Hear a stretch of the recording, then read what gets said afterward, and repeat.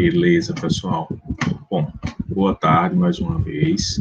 Hoje a gente vai dar continuidade ao nosso conteúdo de circuitos lógicos, revisando o que Boole desenvolveu, né? A famosa álgebra de Boole.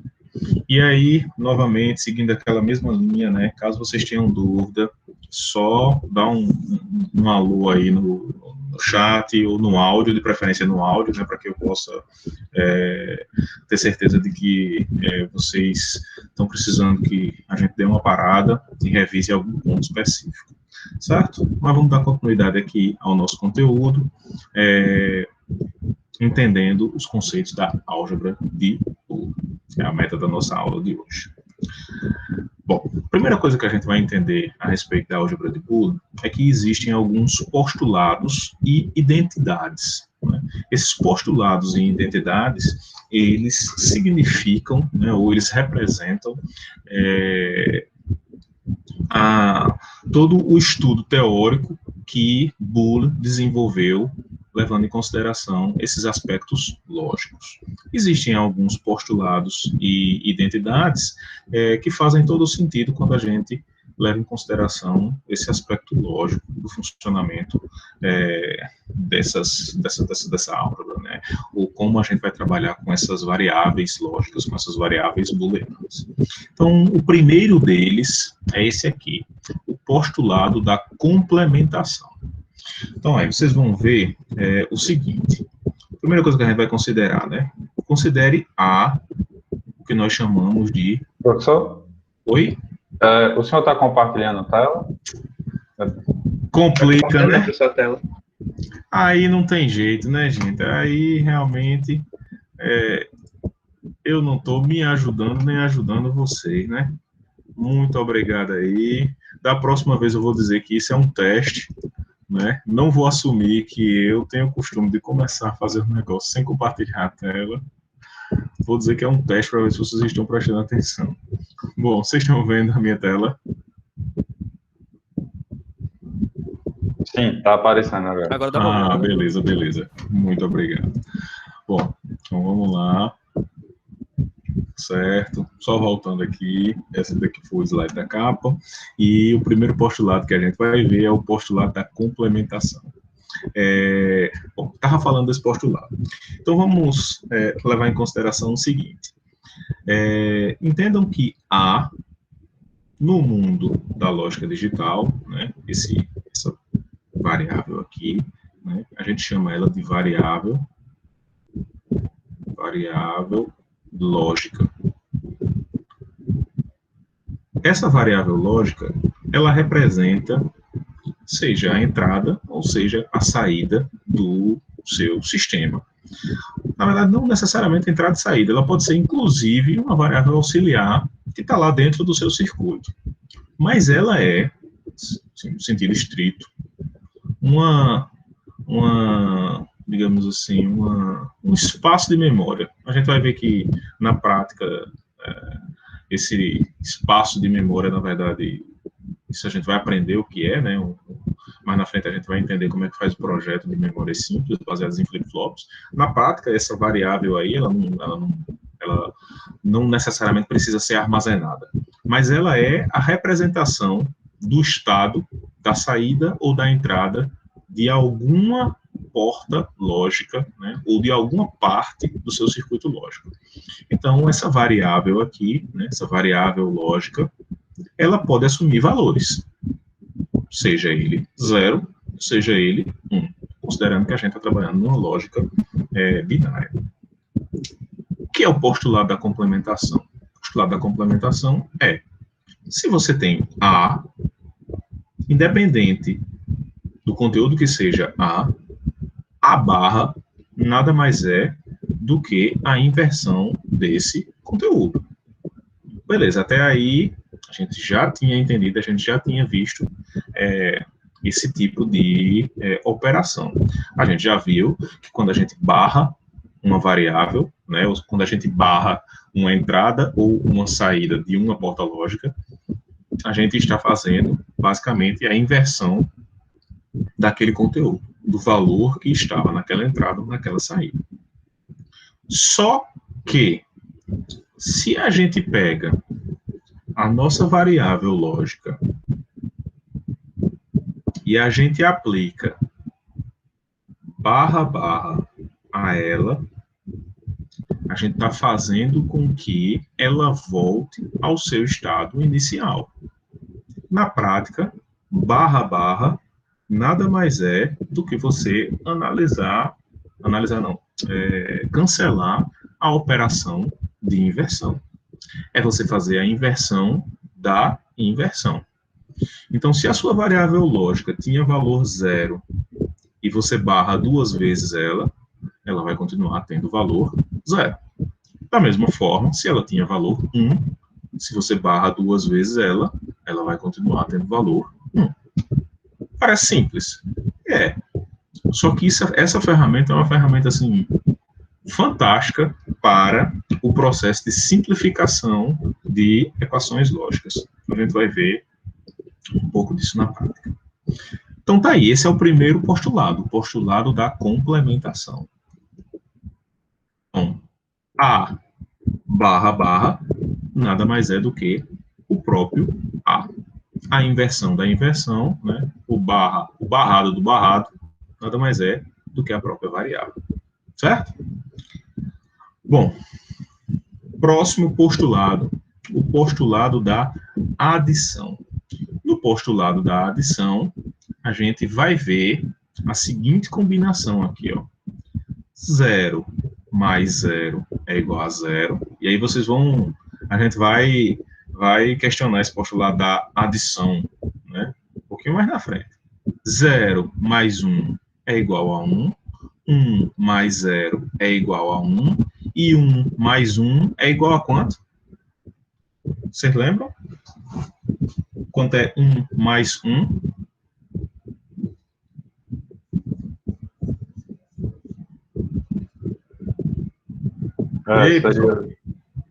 Teria 0 e teria transmissão de saída 1.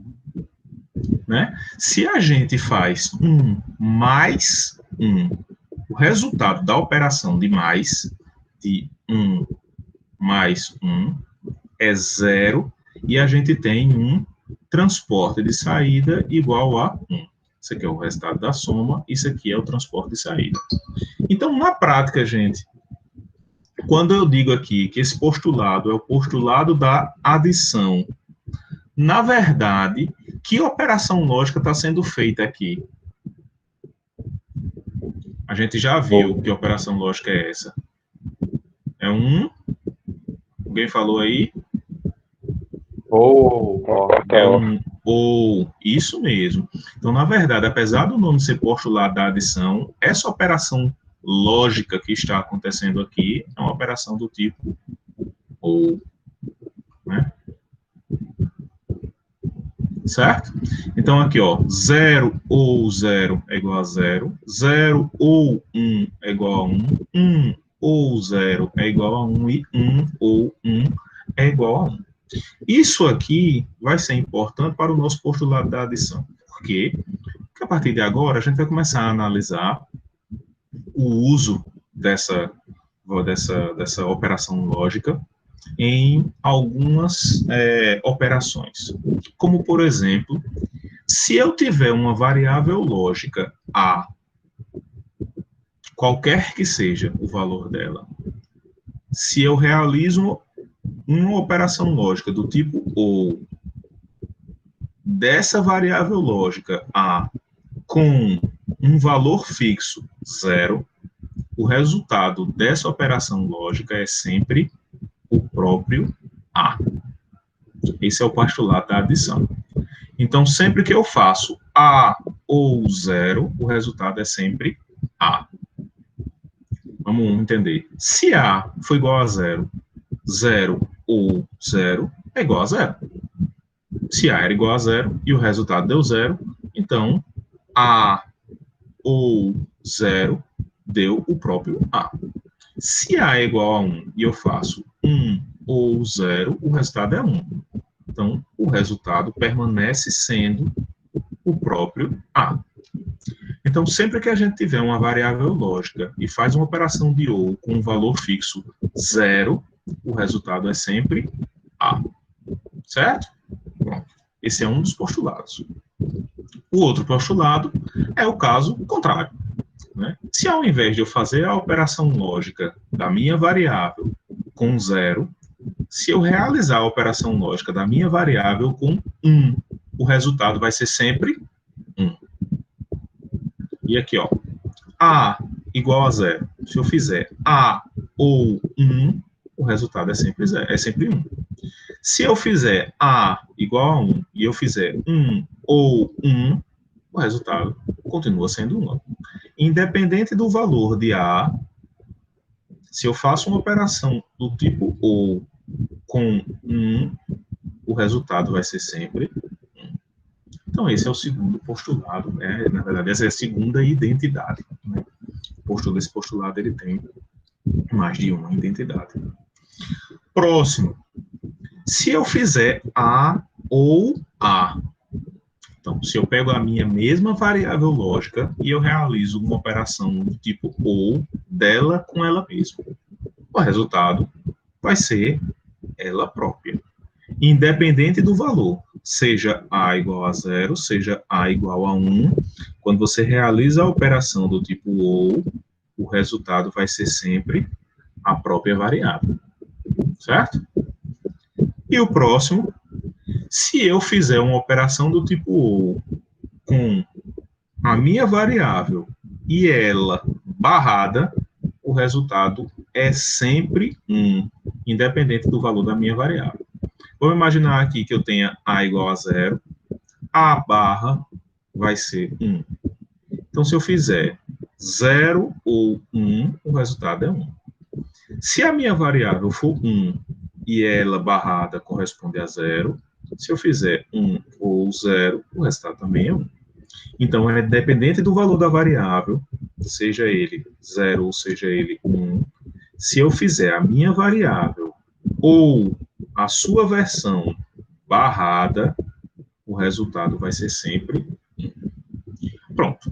Essas são as 4 identidades do postulado da adição. Certo? Bom, obviamente, se a gente tem um postulado da adição, a gente vai ter um postulado da multiplicação. E aí, da mesma forma, a gente viu que no postulado da adição, na verdade, não era uma adição, aqui também vai ser a mesma coisa. Aqui, a gente não vai ter uma multiplicação, no sentido estrito, né? Na prática, vocês vão ver que o resultado é equivalente ao resultado de uma multiplicação. Mas aqui a gente tem um postulado baseado na porta AND, certo? Então, vamos para as identidades associadas a esse postulado. Do mesmo jeito da adição, a gente vai ter um conjunto de identidades associadas ao postulado da multiplicação. Então, vamos fazer o seguinte. A, seja a nossa variável lógica, independente do valor que a gente colocar nela, se a gente realizar um AND de A com 0, o resultado vai ser sempre 0. E aí, quem corrobora para isso? Nossa operação do tipo AND. Então, tá aqui, né? Se A for 0 e eu realizo 0 AND 0, o resultado é 0. Se A for 1 e eu realizo 1 AND 0, o resultado permanece sendo 0. Próximo. Se eu tiver a minha variável lógica e eu realizo uma operação dela com do tipo AND, né? Uma operação do tipo AND dela com 1, o resultado vai ser a minha própria variável lógica. Se A for igual a 0, ó, percebam, A aqui é igual a 0. Eu fizer 0 AND 1, o resultado é 0. O resultado é igual à minha variável. Se o meu A é igual a 1 e eu faço 1 AND 1, o resultado é igual à minha variável. Então, uma operação do tipo AND de A com 1 dá sempre o próprio A, dá sempre a própria variável. Próximo. Se eu faço uma operação do tipo AND de A com A, o que é que vai acontecer? o resultado vai ser o próprio A. Perceba que existe uma simplificação aqui, né? Quando a gente faz A AND A, o resultado é sempre A. Se em algum momento no seu circuito você percebe que existe, né, na sua expressão lógica, uma operação desse tipo, isso quer dizer o quê? Isso quer dizer, na prática, que você não vai precisar usar uma porta lógica para realizar essa operação. Imagine que, do jeito que está aqui, isso aqui significa o seguinte: você tem aqui, ó, uma porta do tipo AND, aqui, ó, está entrando A, e aqui está entrando A. Se está entrando A aqui e aqui, isso quer dizer que isso aqui pode estar junto, e vem um A só. O resultado disso aqui é A. Se você está colocando A e o resultado é A, isso quer dizer que você não precisa ter essa porta lógica aqui. Pronto. No fim das contas, é isso que essa identidade do postulado da multiplicação está dizendo. Você não precisa gastar uma porta lógica a mais, né? Porque essa operação aqui, ela vai resultar no mesmo valor que tinha na entrada. Como é que a gente vê isso? Se A é igual a 0, e eu faço 0 AND 0, o resultado é igual à própria variável. Se A for igual a 1, e eu faço 1 AND 1, o resultado é igual à própria variável. Certo? Vamos para o próximo. Se eu faço A AND A barrado, o resultado vai ser sempre 0. Se A for 0, A barrado é 1, A barrado é 1. Se eu faço 0 AND 1, o resultado é 0. Se A é 1, A barrado vai ser 0. Se eu faço 1 AND 0, o resultado também é 0. Então, se eu tiver esse tipo de situação aqui, se eu tiver A AND A barrado, o resultado é sempre 0. Certo? Então, essas são as 4 identidades associadas à multiplicação, associadas à operação de AND. Então, a gente tinha 4 identidades para a operação do tipo OR, e a gente vai ter 4 identidades para a operação do tipo AND. Essas 4 identidades, elas cada uma fazem parte de um postulado. É o postulado da adição, o postulado da multiplicação. Beleza. Outra propriedade, a propriedade comutativa, né? Na propriedade comutativa, a gente tem o seguinte: se eu pego variável A e faço uma operação do tipo OR com a variável B, o resultado dessa operação aqui é equivalente a você fazer a operação B ou A. Isso aqui parece tão óbvio, professor. Como assim? Por que a gente está vendo isso aqui como se fosse uma coisa diferenciada? Porque, na prática, aqui a gente está trabalhando com variáveis lógicas. Só que vocês vão ver que no mundo real, ao invés de a gente ter variáveis lógicas aqui, a gente pode ter expressões no lugar de cada uma dessas variáveis. Porque aquela expressão, ela vai lhe dar um resultado único, né? Quando eu digo resultado único, a gente só tem uma saída. Então, é essa saída, no fim das contas, que está sendo operada, né, quando a gente troca esse A aqui por uma expressão aqui, A, B, C, D, E, F, G, H, né, dependendo da quantidade de variáveis. Certo? Então, isso aqui é uma propriedade comutativa. A ou B é igual a B ou A. Se vocês observarem, está aqui, né? O resultado aqui na tabelinha. A gente tem A, a gente tem B, a gente tem A ou B, a gente tem B ou A. Vou ver se alguém mandou uma pergunta aqui. Opa, mensagens. Beleza. Respondendo logo aqui. Pronto. Certo, gente. Multiplicação, da mesma forma. Se você tiver A AND B e B AND A, pela nossa propriedade comutativa, o resultado é o mesmo, né? Se vocês observarem aqui, ó, coluninha do A, coluninha do B, A AND B, se vocês realizarem a operação, vocês vão ver que dá esse resultado, B AND A vai dar o mesmo resultado, certo? Próxima propriedade, propriedade associativa, né? né? Então, propriedade associativa nada mais é do que a ordem com a qual você realiza as operações. Vamos imaginar que a gente tem aqui, ó, A ou B ou C. Então, essa operação aqui deveria ser realizada antes do resultado dela ser operado com essa variável. E aqui a gente está fazendo o contrário. A gente está colocando aqui, ó, A ou B para ser realizado antes da operação de ou com a variável C. Isso aqui é a mesma coisa de você realizar um ou utilizando uma porta lógica com 3 entradas. Aqui, percebam, né? No fim das contas, vão ser 2 portas lógicas. Aqui também vão ser 2 portas lógicas. Aqui pode ser uma porta lógica com 3 entradas. Vou dar um exemplo. Aqui, ó, se a gente pegar A ou B ou C, isso aqui é representado por... A gente tem uma porta lógica do tipo O que vai entrar B e C, e a gente vai pegar o resultado dela, o resultado dessa operação, vai colocar em outra porta lógica do tipo O, e aqui vai ter a nossa entrada A. Pronto. No fim das contas, isso aqui vai dar um resultado, né, uma saída. Essa operação aqui, ela pode ser realizada você botando essa porta lógica aqui para fazer B ou C primeiro, ou poderia ser uma coisa do tipo isso aqui, assim, ó. A, B e aqui C. Ia dar no mesmo, que é esse caso aqui. A, B ou C. E isso aqui, tudo, é equivalente a você ter uma porta lógica aqui, ó, do tipo O. Essa minha porta lógica tá muito feia, viu, gente? Não façam desse jeito, não, pelo amor de Deus. Ó, A, B ou C.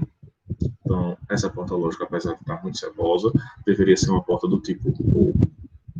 Se você tiver lá no seu conjunto de portas lógicas, lá na sua caixinha de circuito integrado, se você puxar assim e descobrir que você tem um circuito integrado do tipo OU com 3 entradas, você pode substituir esse circuito por essa porta lógica, certo? No fim das contas, a propriedade associativa nos garante que ambas as situações vão funcionar logicamente da mesma forma. Por que é que eu estou frisando aqui assim, ó, logicamente da mesma forma? Porque existem alguns outros aspectos que a gente está simplesmente negligenciando. Aspectos de consumo, né, associado à energia elétrica que está sendo consumida pelo circuito, né, tolerância à falha, tem uma porrada de coisa, né? Então, a gente tem só para vocês terem uma noção, né? Para vocês, qual dos dois circuitos, eu vou chamar aqui circuito 1 e circuito 2, qual dos dois circuitos é mais fácil de você detectar uma falha? Qual dos dois circuitos é mais fácil de você detectar uma falha? Ficar olhando aqui no chat. E aí? Qual dos dois é mais fácil de detectar uma falha? Acho que o No primeiro? Primeiro. Eu digo primeiro. Já teve 2 pessoas que chutaram o primeiro. 3, eu acho. Uma falha, de uma maneira geral, Luísa. A gente coloca dados na entrada. Quando eu digo assim, falhas na entrada, quando eu digo assim, falha, você coloca dados na entrada. Esse dado deveria produzir uma saída correta e, por algum motivo, essa saída não é correta. Qual dos dois é mais fácil de você identificar que o circuito tem uma falha? Que é tipo, eu coloquei 1, 0, 0. A saída tem que ser 1, já que aquela operação é do tipo OU, né? A saída tem que ser 1. Mas, por algum motivo, a saída dá 0, né? Qual dos dois circuitos é mais fácil de você identificar que aconteceu uma falha? Já teve 3 pessoas que chutaram aí a 1. Mais algum chute? Mais alguma opinião associada? Bom, vou assumir que vocês estão entendendo o que eu estou falando. Ó, vamos voltar lá. A gente vou até desenhar de novo a mesma coisa, já que a gente estava fazendo, né? Eu tenho aqui, vou botar assim, AB, a saída dele vem para outra porta lógica aqui, que é a cor eu desenhei mais bonitinha, C, e aqui é a minha saída. Esse aqui é o circuito 1. Aí no meu circuito 2, a gente tinha uma porta lógica única, com 3 entradas, A, B e C. E aqui é a saída. Ó, pessoal, uma das coisas que vocês vão perceber quando vocês estiverem trabalhando com projetos de circuitos lógicos, quanto menor a quantidade de portas lógicas que você usa no seu circuito, melhor. Melhor por duas coisas. Normalmente o circuito fica mais barato. E em segundo lugar, é muito mais fácil você detectar falhas. Pelo simples fato, você vai precisar conferir menos portas lógicas. Vamos imaginar aqui, ó, se você coloca aqui, ó, 0, 0 e 1. Essa operação aqui, né, esse circuito aqui, ele vai produzir a mesma saída que esse circuito ia produzir, que é um ou dessas 3 entradas. Se você colocar 0, 0 e 1 aqui, a saída tem que ser 1. Não é isso? Se por um acaso a saída não dá 1, se por acaso a saída dá 0.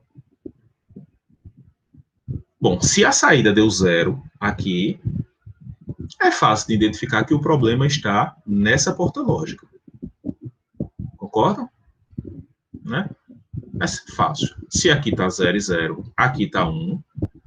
Se aqui, né, saiu 0, a operação que vai fazer essa saída ser 1 é proveniente dessa porta lógica, já que aqui vai entrar 0 e aqui vai entrar 1. Então, essa saída aqui obrigatoriamente deveria ser 1 se essa porta estivesse funcionando. Massa, dá para a gente dizer que essa porta aqui está com problema. Mas e se eu tiver esse tipo de combinação, 1, 0 e 0? A saída continua tendo que ser 1, mas a saída deu 0. Qual das duas portas teve problema? Se eu só estou acompanhando saída e entradas, eu não tenho como afirmar. Por quê? Porque pode ser que essa porta aqui, ao invés de sair 1, que era o resultado correto, saiu 0. E aí, a operação do OU que aconteceu aqui foi entre 0 e 0, por isso que a saída deu 0. Eu não tenho como dizer se foi esse tipo de combinação, porque essa porta está com falha, ou se o problema é nessa segunda porta. Porque se tiver um problema nessa segunda porta aqui, pode ser que venha 1 aqui e 0 aqui, e mesmo assim o resultado dê 0. Então eu não sei qual das duas portas está com problema. Eu só saberia se eu tivesse aqui um ponto onde eu conseguisse observar, né, um monitor aqui, se eu conseguisse medir essa saída aqui. Se eu estivesse monitorando essa saída aqui, aí eu podia dizer, foi essa porta ou foi essa porta. Se o resultado dessa porta aqui está certo, então o problema é nessa. Se o resultado dessa porta aqui está errado, então o problema realmente é nessa porta aqui. Mas se eu não tiver esse ponto de monitoramento aqui, se eu só estiver acompanhando entradas e saídas, eu não tenho como dizer se o resultado deu errado por causa dessa porta ou por causa dessa porta. Depende muito da combinação de entradas, certo? Então, quando você coloca mais de uma porta, fica mais complicado para você, assim, com um teste só, identificar qual das portas está com problema. Isso não acontece nessa porta, nessa segunda situação. Porque se você coloca aqui 0, 0 e 1, e o resultado dá 0, você sabe, essa porta está com problema, não tem ponto correr, só tem uma porta. Né? Então, vocês vão perceber que no projeto de circuitos lógicos, uma das coisas que a gente vai sempre estar tentando fazer é reduzir ao máximo a quantidade de portas lógicas. Primeiro, porque isso vai facilitar na depuração de erro, né? Tentar identificar quando a gente tem um erro, E segundo, porque isso vai facilitar em muita coisa, né? Consumo, né? Vai reduzir consumo. O processo de manutenção, ele muitas vezes fica mais simples, porque quando você sabe que só tem aquela porta lógica e aquela porta lógica deu defeito, você vai trocar aquela porta lógica, né? Normalmente não é simples assim, você troca só uma porta lógica, normalmente você troca um circuito integrado por completo, né? Mesmo que seja uma porta lógica só. Vocês vão perceber que dentro dos circuitos integrados, né, a gente tem uma estrutura lá, né, aquele nosso CIzinho, e eu acho que eu já falei para vocês aqui, né, que dentro de um circuito integrado, a gente tem aqui vários terminais. Dentro de um circuito integrado desse, normalmente a gente tem 4 portas, né? Essas portas comuns, AND, OR, né? Essas portas comuns, NAND, NOR, normalmente ela vem em CIs com 4 portas. Então, se você perde uma porta lógica, o cara consegue trocar. O cara não consegue trocar, não consegue, né, necessariamente só uma porta lógica. O cara precisa trocar o CI por completo. Gente, outra coisa. Sexta-feira eu dei um pulo na universidade e já peguei aqui, ó, o nosso brinquedo. Que brinquedo vai ser esse, né? Então, que brinquedo é esse? A gente vai ter uma aula dedicada só para isso aqui, mas eu já vou fazer um spoiler aqui para vocês, né? O brinquedo que eu estou falando nada mais é do que a nossa placa, né? O nosso FPGA. É esse dispositivo aqui que, no final do semestre, vocês vão estar produzindo códigos para ele, né? Produzindo circuitos lógicos para funcionamento dele. Oi. A função de embaçar o fundo embaçou quando você mostrou a placa. Oxi. Aí, né, gente? Aí eu não estou me ajudando, estou me sabotando de novo. Desativar, desfoque. Vamos embora, voltar. Então, pronto. Eu estou compartilhando a minha tela. Deixa eu parar o compartilhamento. Que aí eu acho que a minha imagem fica maior. E aí, cadê eu? Bom, aqui. Então, ó, essa placa aqui é a placa que a gente vai utilizar, né, até o final do semestre. A gente vai fazer alguns experimentos com essa placa e até o final do semestre a gente vai trabalhar com ela. O projeto, né, vai ser feito utilizando essa plaquinha aqui. E essa placa aqui é a placa que possui um circuito, né, ou um chip que a gente chama de FPGA. Vocês vão entender melhor isso daqui para o final da disciplina. E aí a gente vai programar ele com circuitos lógicos. Então, esses circuitos que a gente está aprendendo ao longo da disciplina, você consegue pegar, né, toda a estrutura desse circuito lógico e colocar aqui dentro. E aí ele tem uma série de LEDs, ele tem uma série de chaves, de botões, de entradas e saídas, né? Essa ferramenta aqui é uma ferramenta, apesar de descontinuada, esse módulo aqui, ele já não é mais produzido por esse fabricante, né? Ele já é bem antigo. Para vocês terem noção, ixi Maria, eu tenho até medo de confessar a minha idade. Não, tem não.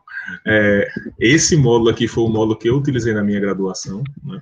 Na minha graduação, e olha que a minha graduação, dia 22, em 2018, eu completei 10 anos de graduação, então, já faz um tempinho, eu já estou há 12 anos graduado em Engenharia Elétrica. Imaginem que eu cursei circuitos lógicos lá no meu terceiro, acho que foi segundo semestre, no segundo semestre do curso, então bota aí mais 4 anos, eu terminei o curso com 5 anos, a gente pegou umas greves, então imaginem aí que tem pelo menos uns 15, 16 anos, faz uns 16 anos que eu trabalhei com essa mesma plaquinha aqui, na época da graduação, da minha graduação.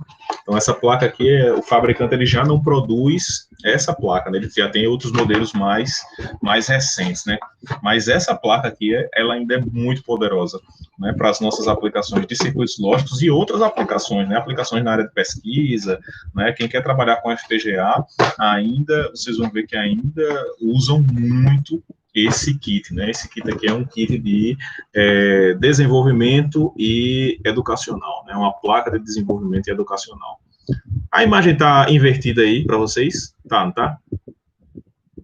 Tá não. Tá não? Vocês conseguem ler direitinho? Ok. Beleza. Então pronto. Show de bola. A gente vai trabalhar com essa bichinha aqui. Sexta-feira eu fui lá na universidade, peguei essa bichinha aqui. A gente vai fazer tentar fazer umas brincadeiras aqui com ela para vocês verem como é que é esse processo. Bom, vamos continuar. Então, deixa eu voltar, né? Não vou cometer o mesmo erro. Compartilhar novamente a tela. E aí, vamos lá. Então, espero que tenha dado para assimilar essa questão, né? Da mesma forma que a propriedade associativa funciona para a nossa operação do tipo OU, essa propriedade associativa também vai funcionar para a nossa operação do tipo AND. Né? Então, os mesmos exemplos, né, a mesma característica de trabalhar com porta lógica com 2 entradas ou porta lógica com 3 entradas vai funcionar do mesmo jeito aqui, caso a operação seja do tipo AND. Então, essa é a nossa propriedade associativa, certo? Vamos para a próxima. A próxima é a nossa propriedade distributiva. Essa propriedade aqui distributiva, ela também tem outro nome, que é o bom e velho fator comum em evidência. Acho que vocês já aplicaram isso bastante, né? Nosso fator comum em evidência. Nada mais é do que você colocar em evidência um fator que é comum a 2 termos, né? É a propriedade distributiva. Se você tem A, AND, B ou C, isso é, logicamente, a mesma coisa que você ter A, AND, B ou A, AND, C. Você está distribuindo essa variável lógica em outros 2 termos, A, AND, B ou A, AND, C. Perceba que ela é distributiva quando a gente distribui isso aqui em outros 2 termos, mas se você tiver esse tipo de expressão, você pode colocar em evidência o termo que é comum, a variável que é comum aos 2 termos. Então, por isso que ela também é chamada de fator comum em evidência. E aí, do mesmo jeito, a gente tem aqui embaixo a prova, né, o porquê é que esse lado da equação e esse lado aqui da equação, eles são equivalentes. Então, a gente tem nossa variável A, B e C, a gente tem aqui, ó, pegando aqui o que tem dentro do parêntese e executando primeiro, a gente tem aqui, ó, B ou C, isso aqui é o resultado de uma operação do tipo O com B e C, e aí, ó, só reforçando, a gente aqui está trabalhando com 3 variáveis. Se a gente está trabalhando com 3 variáveis, quantas combinações a gente vai ter, né? Quantas combinações possíveis a gente vai ter na entrada desse circuito, se são 3 variáveis aqui que a gente tem seriam as variáveis de entrada do nosso circuito. Então, se são 3 variáveis, a gente vai ter 8 combinações possíveis, né? Que vai desde o 0, 0, 0 até o 1, 1, 1. Normalmente elas ficam organizadas de modo que a gente pode associar isso aqui ao termo 0, termo 1, termo 2, termo 3, até o termo 0, a linha 7.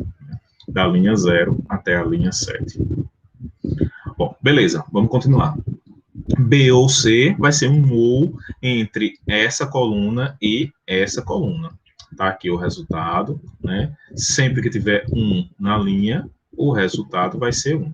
Então, se vocês observarem, as únicas linhas cujo resultado da operação é 0 são a linha 0 e a linha 4.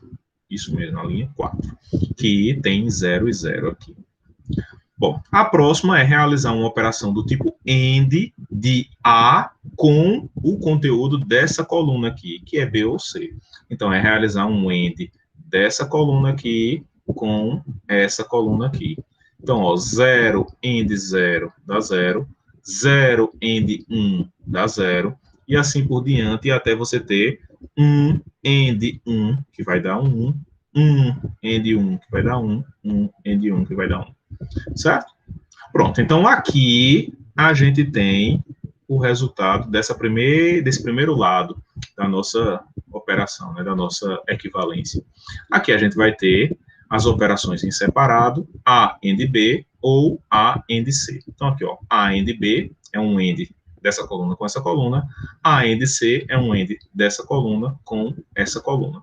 Então a gente tem aqui o resultado, e agora a gente vai fazer um OR dessa coluna com essa coluna para produzir a segunda parte da nossa equação, o segundo lado, né, da nossa equação. Então, da nossa igualdade. Então, a gente vai ter aqui, né, um OR dessa coluna com essa coluna, se vocês observarem, só vai ser 1, né, onde a gente tiver 1. Então, se vocês observarem aqui, aqui, aqui, a gente tem 1, aqui, aqui, aqui, o resultado é 1, nas outras linhas o resultado é 0. Se vocês compararem agora coluna 1 e coluna 2, vocês vão observar que o resultado é igual. Então, a gente tem uma equivalência entre esses dois lados da nossa igualdade. Certo? Gente, vocês estão conseguindo acompanhar? Alguma dúvida? Tá dando tudo certo aí? Tudo certo. Tudo certo. Beleza. Show de bola. Não se acanhe não, viu? Já falei. Bom, vamos para o próximo. Bom, até aqui a gente tinha propriedades e postulados que foram desenvolvidos por Boole na álgebra de Boole. A partir daqui, a gente vai ter alguns teoremas, né? Na verdade, 2. Vocês vão ver que esses teoremas aqui, eles são teoremas propostos por outro cara, o De Morgan, né? Ele tinha um nomezinho na frente, mas a gente só conhece ele por De Morgan. O De Morgan propôs 2 teoremas que são teoremas complementares. Vocês vão ver que esses 2 teoremas, na verdade, a gente já viu antes. A gente já viu na aula de equivalência de portas lógicas. Só que a gente não viu com... Eu até falei lá, gente, a gente vai ver isso aqui, só que com um nome mais bonito. Pronto, o nome mais bonito é esse aqui, né? O primeiro teorema de De Morgan. O primeiro teorema de De Morgan diz que o complemento do produto é igual à soma dos complementos. O que é isso? O complemento do produto, então eu tenho aqui, ó, A AND B, complementado, barrado, o complemento do produto é igual à soma dos complementos. Então, A AND B, barrado, nada mais é do que o NAND de A com B, isso é igual a A barrado ou B barrado. Vamos ver isso aqui na tabela, né? Então, a gente tem aqui, ó, A, B. Se você fizer o NAND de A e de B, é isso aqui o resultado. Se a gente pegar A barra, B barra, é isso aqui que a gente vai ter. Se a gente fizer um OR de A barra com B barra, é isso aqui que a gente vai ter como resultado. Se vocês observarem, essas 2 colunas aqui, né, elas são iguais. Esse é o primeiro teorema de De Morgan. O complemento do produto é igual à soma dos complementos. Certo? Pronto. Da mesma forma que a gente tem o complemento do produto é igual à soma dos complementos, a gente vai ter o outro teorema de De Morgan, que diz o complemento da soma é igual ao produto dos complementos. Percebam, é parecido, mas não é igual. O complemento da soma é igual ao produto dos complementos. O que é isso? Se você fizer uma operação do tipo NOR entre A e B, isso é igual a um AND de A barra com B barra. Então tá aqui, ó, AB do mesmo jeito, o NOR de A com B, esse é o resultado. Agora, A barra, B barra, o AND de A barra com B barra, tá isso aqui. Perceba que esses resultados são complementares ao outro teorema de De Morgan. Então, o primeiro teorema de De Morgan era o complemento do produto é igual à soma dos complementos. Aqui a gente tem o complemento da soma é igual ao produto dos complementos. E olha que interessante. Se a gente pegar o primeiro postulado, que é x AND y barrado, é o NAND de x com y, que é igual a x barra ou y barra, e a gente desenvolver esse teorema. E aí, ó, por que é importante saber aquelas identidades? Se eu pegar aqui, ó, e colocar aqui em cima, se eu pegar aqui assim, ó, e colocar uma barra aqui em cima e uma barra aqui em cima, se eu aplicar o complemento dos dois lados, eu estou mantendo a coisa do mesmo jeito, não é isso? Não estou fazendo nada. Só que tem uma diferença. Se eu aplicar o complemento dos dois lados, nesse lado aqui, a gente vai ter o complemento do complemento. O complemento do complemento a gente aprendeu que a gente pode cortar, não é isso? A gente aprendeu que é o próprio resultado. Então, se eu tenho aqui barra, barra, é a mesma coisa que eu ter a operação sem barra. E aí eu tenho aqui, ó, o complemento de x barrado ou y barrado. Se eu desenvolver isso aqui, se a gente fizer uma atribuição aqui, se eu chamar x barra de A e x de A barra, y barra de B e y de B barra, se eu substituir essas variáveis, quando eu colocar novamente essas variáveis substituídas nessa equação, é isso aqui que eu vou ter. Então, ó, a gente consegue, desse primeiro teorema de De Morgan, chegar no segundo, aplicando simplesmente uma daquelas identidades que a gente viu, né? A primeira do primeiro postulado. Né? O primeiro postulado a gente tem em conjunto com algumas identidades, a gente viu, se a gente aplicar aquela primeira identidade, é isso que a gente vai ter. Certo? Beleza. Então, ó, além disso, existem algumas identidades auxiliares. Que identidades auxiliares são essas? São algumas operações que a gente consegue fazer utilizando os postulados. E a gente consegue provar. Uma delas é, se você tiver uma operação cuja variável lógica A está presente em dois termos, mas aqui está sozinho e aqui está acompanhado, o resultado dessa operação aqui é igual ao próprio A. Como é que a gente prova isso aqui, pessoal? Ó, isso aqui é bem simples. Qual é a primeira identidade ou a primeira propriedade que a gente pode utilizar aqui? Alguém chutaria? Qual é a primeira propriedade que a gente pode utilizar aqui?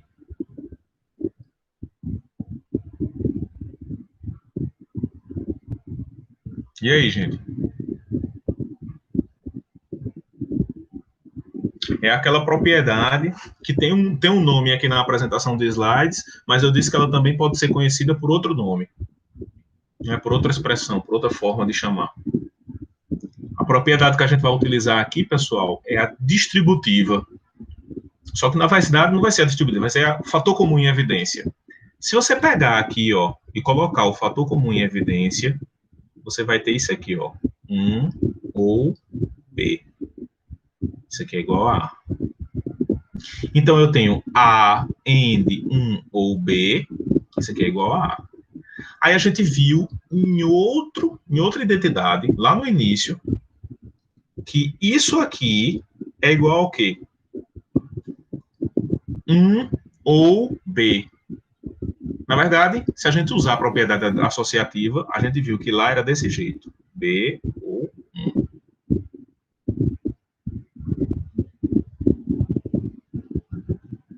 E aí, gente, isso aqui é quanto? 1. Então, se você pegar A ou 1, isso aqui a gente também já viu, que se você realiza uma operação do tipo AND de A com 1, o resultado é o próprio A. Então, tá aqui. Essa, né, identidade é uma identidade auxiliar.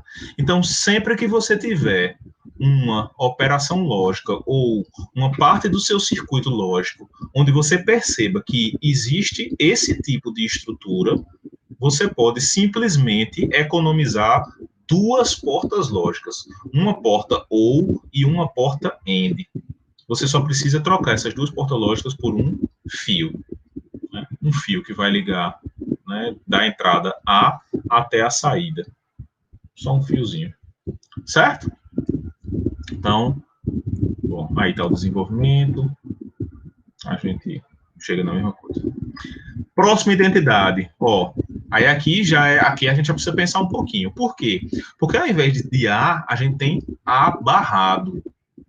E aí, ó que legal. Se você pega A ou A barrado AND B, o resultado disso aqui é equivalente a A ou B. Bom, vamos ver aqui. Se você pega aqui, ó, mesmo jeito, A barrado ou A, quer dizer, A ou A barrado AND B, se você começar a desenvolver, se a gente vier aqui, ó, colocar barra aqui em cima, aí o que é que a gente pode fazer? Na hora que eu coloquei barra aqui em cima, esse precisa, como eu falei, precisa um pouquinho mais. Na hora que eu coloquei barra aqui em cima, eu posso pegar esse pedaço aqui, ó, que está abaixo da primeira barra, e eu posso aplicar um dos teoremas de De Morgan. Né? Eu tenho um postulado do complemento, segundo teorema de De Morgan. Aí o que é que eu faço? Se eu tenho aqui, ó, o complemento da soma é igual ao produto dos complementos. Então eu posso trocar isso aqui, essa parte aqui, por A barra, AND A, AND B, esse AND aqui, esse A estava barrado, com uma barra aqui em cima. Eu troquei essa barra aqui por uma barra no primeiro e uma barra no segundo. E a operação deixou de ser uma operação do tipo OR e passou a ser uma operação do tipo AND. Pronto, daí para frente, eu meto um outro teorema de De Morgan, né? Eu posso pegar essa parte aqui e aplicar o primeiro teorema de De Morgan. E aí eu separo isso aqui para ser isso aqui, assim, ó. Do jeito que está A barra ou B, isso aqui barrado, eu tenho A ou B barra, né? O que é isso aqui? O complemento do produto é igual à soma dos complementos. Por que é que esse A não ficou barrado? Porque quando a gente quebrou isso aqui na soma dos complementos, fica uma barra em cima de B, e esse A aqui já estava barrado, então vai ficar assim, ó, barra, barra. É a mesma coisa que a gente tem só A. Pronto, daqui para frente, a gente mete uma distributiva aqui nessa estrutura, então eu vou ter A barra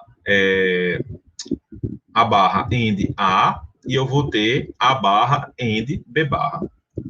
Quando você fizer isso aqui, né, e aplicar o teorema de De Morgan de novo, na verdade você pode aplicar logo a multiplicação, a identidade da multiplicação, isso aqui dá zero, né, quando você faz essa operação.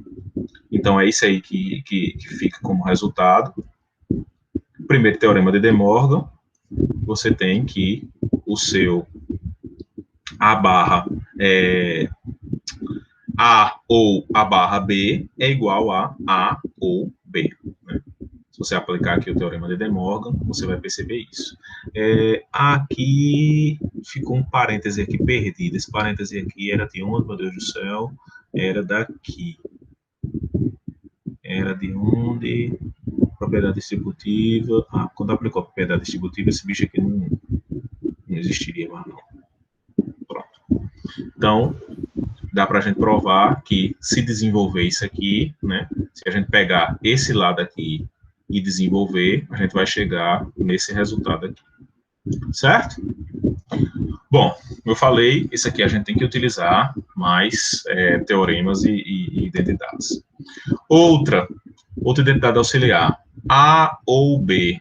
Isso nada mais é, né? Se você A ou B, AND A ou C, isso nada mais é do que A ou B AND C. Então, essa daqui também dá para provar utilizando propriedade distributiva. Você utiliza a propriedade distributiva, essa aqui eu vou passar mais rápido. Usa algumas identidades.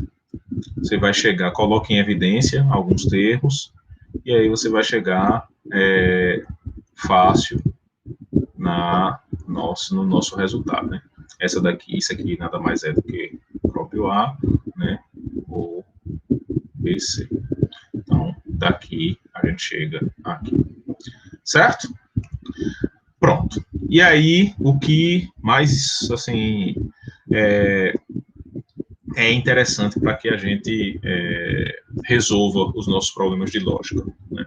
Vocês vão perceber, gente, que, no fim das contas, quando aparece um problema para vocês, não vai ser o processo de provar que isso aqui é igual a isso aqui que vai ajudar vocês a resolver o problema. O que importa é que vocês entendam o que essas identidades e esses postulados podem oferecer no processo de simplificação de uma equação lógica para uma equação mais simples, né? De uma expressão booleana para uma expressão mais simples. Então, eu normalmente gosto de fazer isso aqui, que é deixar um quadro resumo. Aí você diz, professor, na prova a gente vai precisar decorar tudo isso. Se tivesse prova, se a gente fosse fazer uma prova, fatalmente vocês não iam precisar decorar isso. E lá na prova, eu normalmente botava esse quadro resumo, né? Porque no fim das contas, não adianta você simplesmente decorar, né, essas coisas aqui.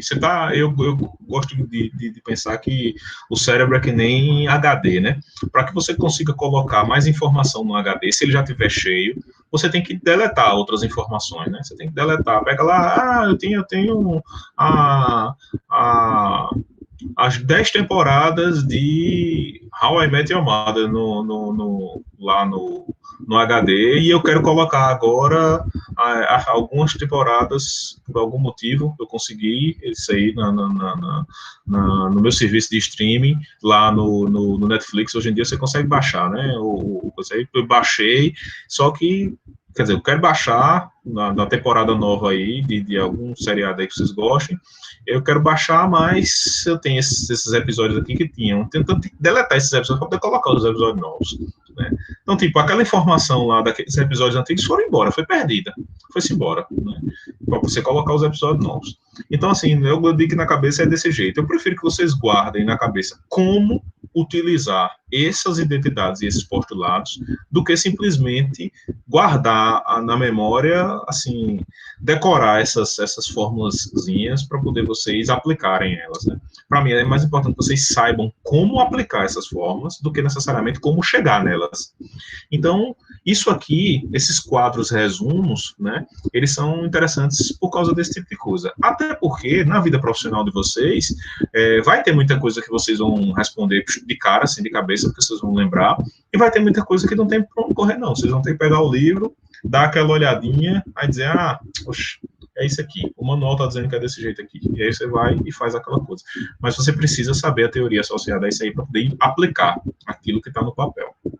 Então, aqui a gente tem um quadro resumo, com algumas identidades, o postulado do complemento, o postulado da adição, o postulado da multiplicação e suas identidades, algumas identidades auxiliares, essas três últimas que a gente viu, né? Além dessa primeira parte, a gente tem as nossas propriedades, né? A comutativa, associativa e distributiva, bem como os teoremas de De Morgan, né? Tanto o teorema que diz que o complemento do produto é igual à soma dos complementos, e o produto dos complementos é igual ao complemento da soma. Certo?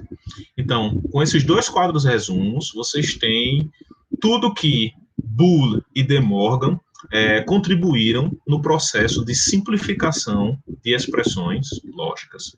Vocês vão ver que esse tipo de ferramenta, né, ou essa contribuição que eles deram para a álgebra booleana, de uma maneira geral, elas são importantíssimas no processo de simplificação. Quando a gente tiver com uma expressão lá gigantesca, com uma equação lá imensa, vocês, de alguma forma, vão precisar simplificar isso, né? Para que vocês economizem portas lógicas, melhorem o processo de depuração. A gente viu aqui, né, ou pelo menos eu tentei mostrar em algum exemplo mais simples, como a depuração de um erro, ela pode ficar complicada a depender do tamanho do seu circuito, né? Você precisa colocar a ponta de prova. Se for um circuito que você tem acesso, você pega o multímetro, coloca a ponta de prova assim num cantinho, aí vê, às vezes é o fio que está atorado, às vezes é a porta lógica que está queimada. Isso, assim, nesse modo de ensino não presencial, fica complicado de visualizar. Mas quando a gente ia lá para o laboratório, que a gente botava a mão na massa, um dos maiores problemas que o pessoal tinha era uma coisa assim, muito simples. O pessoal ia lá, pegava o circuito integrado, bonitinho, aí ele fazia a montagem dele. Por algum motivo, as entradas da porta lógica, né, a pessoa, quando fazia a montagem, ligava de alguma forma errada.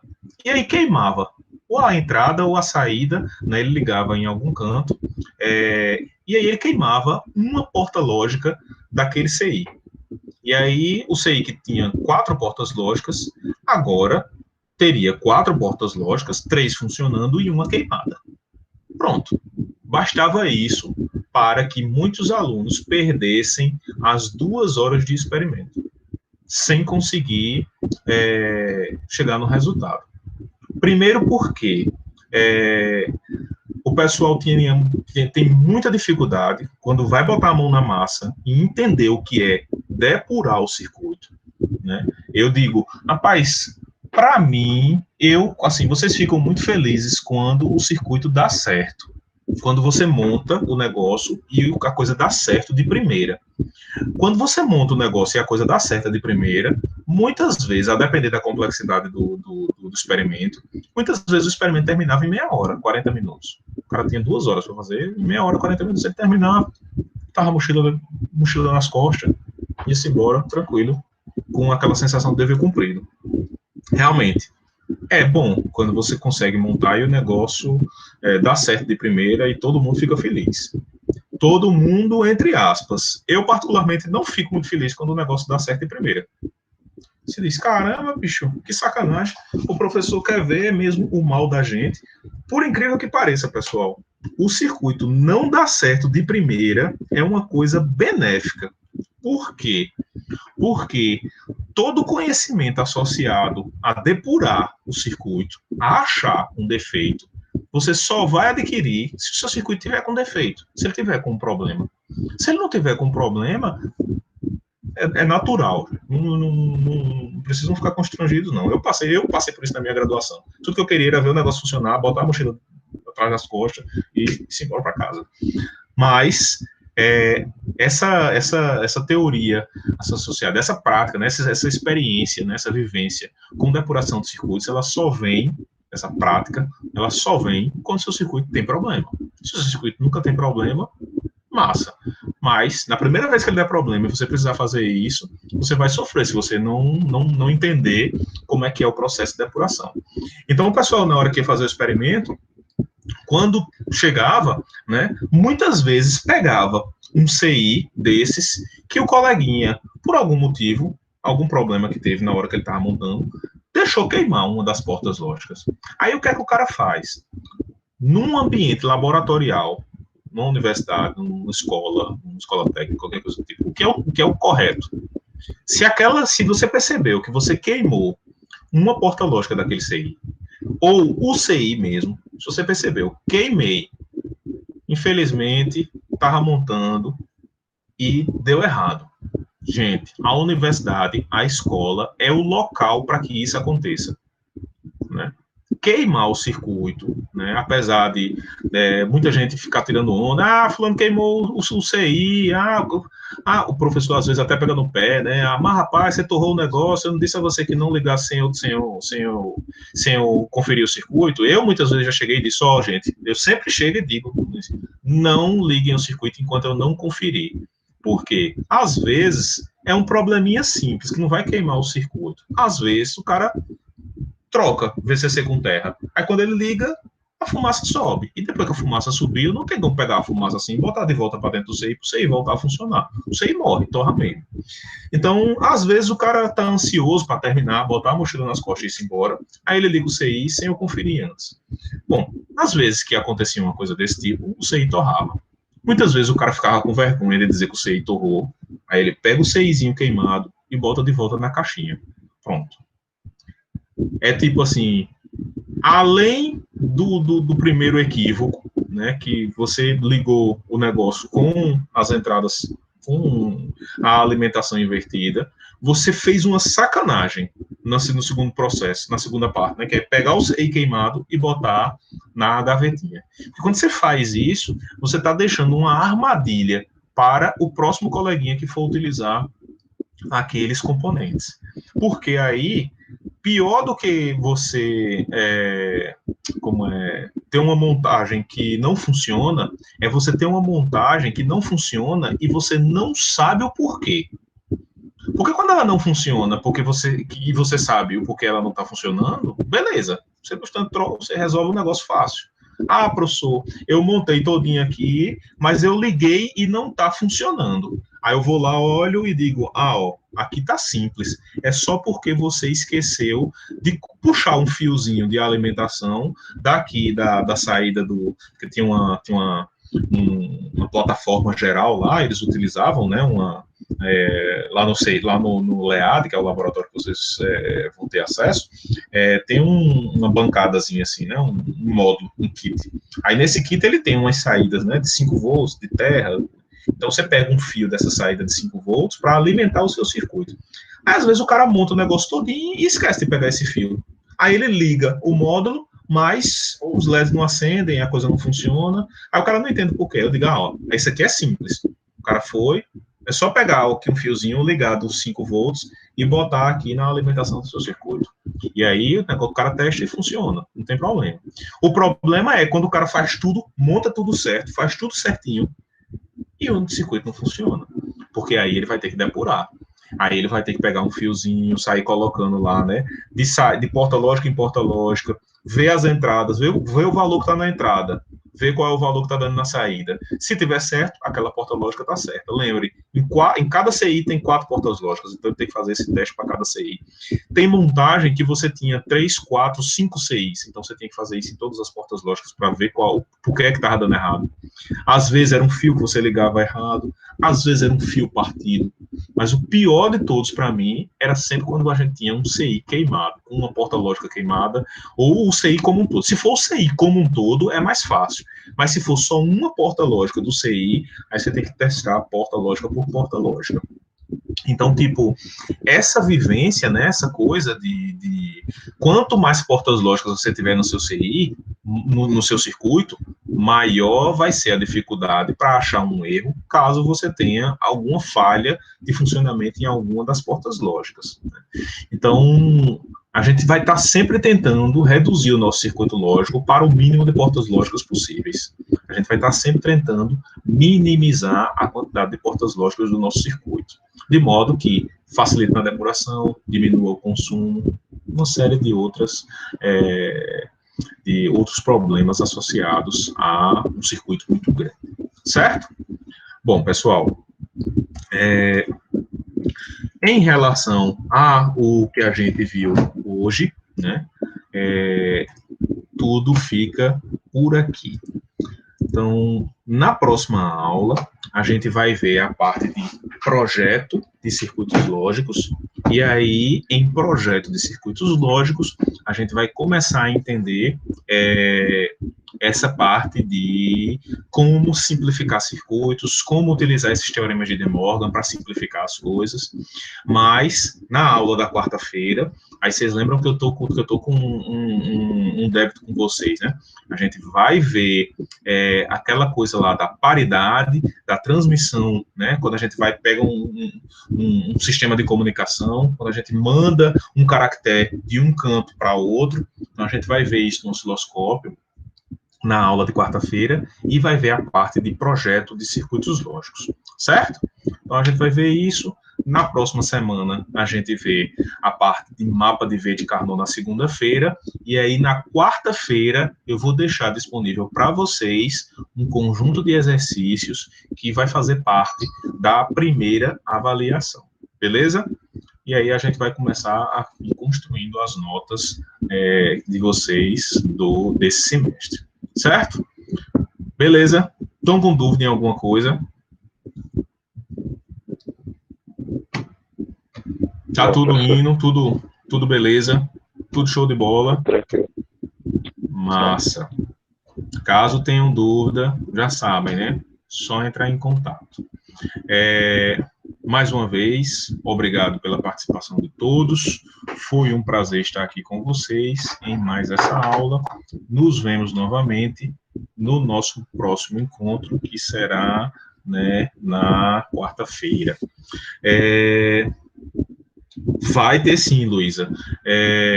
Vai ser do mesmo jeito dessas outras listas que estão sendo entregues, né? Eu vou deixar o SIGA com um horário aberto, né? Vocês vão ter acesso à lista, vão fazer e vão entregar até o horário de fechamento.